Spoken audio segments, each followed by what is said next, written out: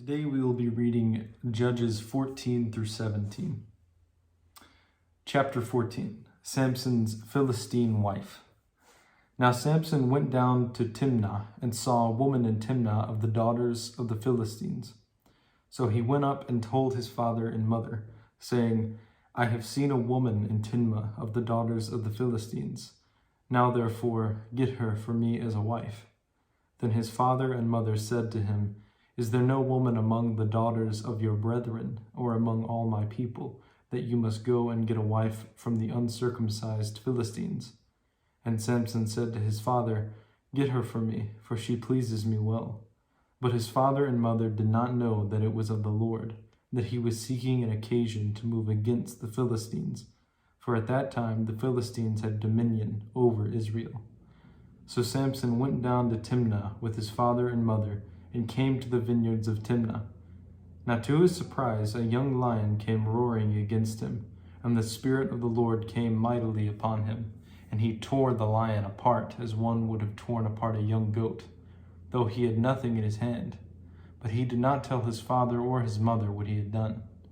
Then he went down and talked with the woman, and she pleased Samson well. After some time, when he returned to get her, he turned aside to see the carcass of the lion, and behold, a swarm of bees and honey were in the carcass of the lion. He took some of it in his hands and went along eating when he came to his father and mother. He gave some to them, and they also ate, but he did not tell them that he had taken the honey out of the carcass of the lion. So his father went down to the woman, and Samson gave a feast there, for young men used to do so. And it happened, when they saw him, that they brought 30 companions to be with him. Then Samson said to them, Let me pose a riddle to you. If you can correctly solve and explain it to me within the 7 days of the feast, then I will give you 30 linen garments and 30 changes of clothing. But if you cannot explain it to me, then you shall give me 30 linen garments and 30 changes of clothing. And they said to him, Pose your riddle that we may hear it. So he said to them, Out of the eater came something to eat, and out of the strong came something sweet. Now for 3 days they could not explain the riddle, but it came to pass on the 7th day that they said to Samson's wife, Entice your husband, that he may explain the riddle to us, or else we will burn you and your father's house with fire. Have you invited us in order to take what is ours? Is that not so? Then Samson's wife wept on him and said, You only hate me, you do not love me. You have posed a riddle to the sons of my people, but you have not explained it to me. And he said to her, Look, I have not explained it to my father or my mother, so should I explain it to you? Now she had wept on him the 7 days while their feast lasted, and it happened on the 7th day that he told her, because she pressed him so much. Then she explained the riddle to the sons of her people. So the men of the city said to him on the 7th day, before the sun went down, What is sweeter than honey, and what is stronger than a lion? And he said to them, If you had not plowed with my heifer, you would not have solved my riddle. Then the Spirit of the Lord came upon him mightily, and he went down to Ashkelon, and killed 30 of their men, took their apparel, and gave the changes of clothing to those who had explained the riddle. So his anger was aroused, and he went back up to his father's house. And Samson's wife was given to his companion, who had been his best man. Chapter 15. Samson defeats the Philistines. After a while, in the time of wheat harvest, it happened that Samson visited his wife with a young goat. And he said, Let me go into my wife, into her room. But her father would not permit him to go in. Her father said, I really thought that you thoroughly hated her. Therefore I gave her to your companion. Is not her younger sister better than she? Please take her instead. And Samson said to them, This time I shall be blameless regarding the Philistines if I harm them. Then Samson went and caught 300 foxes, and he took torches, turned the foxes tail to tail, and put a torch between each pair of tails. When he had set the torches on fire, he let the foxes go into the standing grain of the Philistines, and burned up both the shocks and the standing grain, as well as the vineyards and olive groves. Then the Philistines said, Who has done this? And they answered, Samson, the son-in-law, and the Timnite, because he has taken his wife and given her to his companion. So the Philistines came up and burned her, and her father with fire. Samson said to them, "Since you would do a thing like this, I will surely take revenge on you, and after that I will cease." So he attacked them hip and thigh with a great slaughter. Then he went down and dwelt in the cleft of the rock of Etam. Now the Philistines went up and camped in Judah and deployed themselves against Lehi. And the men of Judah said, "Why have you come up against us?" So they answered, "We have come up to arrest Samson, to do to him as he has done to us." Then 3,000 men of Judah went down to the cleft of the rock of Etam and said to Samson, "Do you not know what the Philistines rule over us? What is this you have done to us?" And he said to them, "As they did to me, so I have done to them." But they said to him, "We have come down to arrest you, that we may deliver you into the hand of the Philistines." Then Samson said to them, "Swear to me that you will not kill me yourselves." So they spoke to him, saying, "No, but we will tie you securely and deliver you into their hand, but we will surely not kill you." And they bound him with 2 new ropes and brought him up from the rock. When he came to Lehi, the Philistines came shouting against him. Then the Spirit of the Lord came mightily upon him, and the ropes that were on his arms became like flax that is burned with fire, and his bonds broke loose from his hands. He found a fresh jawbone of a donkey, reached out his hand and took it, and killed 1,000 men with it. Then Samson said, "With the jawbone of a donkey, heaps upon heaps, with the jawbone of a donkey I have slain 1,000 men." And so it was, when he had finished speaking, that he threw the jawbone from his hand and called that place Ramath Lehi. Then he became very thirsty, so he cried out to the Lord and said, "You have given this great deliverance by the hand of your servant, and now shall I die of thirst and fall into the hand of the uncircumcised." So God split the hollow place that is in Lehi, and water came out, and he drank, and his spirit returned, and he revived. Therefore he called its name En Hakkore, which is in Lehi to this day. And he judged Israel 20 years in the days of the Philistines.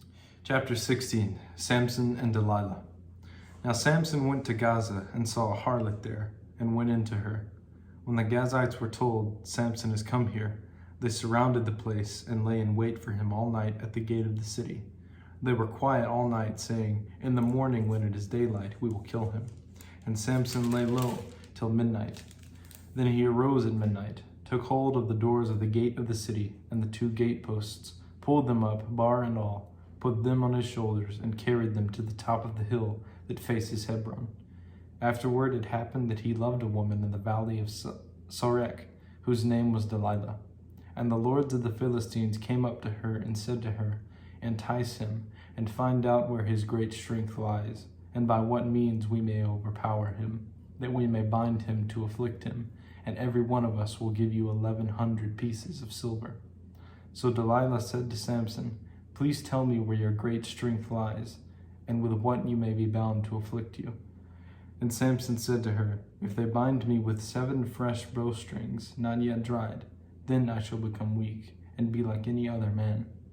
So the lords of the Philistines brought up to her 7 fresh bowstrings, not yet dried, and she bound him with them. Now men were lying in wait, staying with her in the room, and she said to them, "The Philistines are upon you, Samson." But he broke the bowstrings as a strand of yarn breaks when it touches fire. So the secrets of his strength was not known.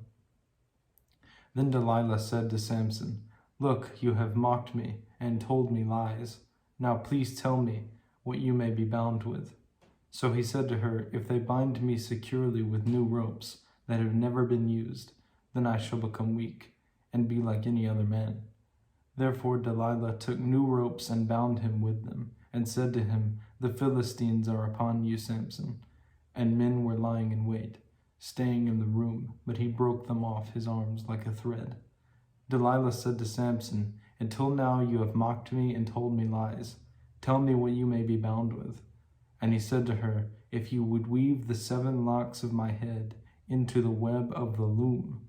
So she wove it tightly with the batten of the loom, and said to him, "The Philistines are upon you, Samson."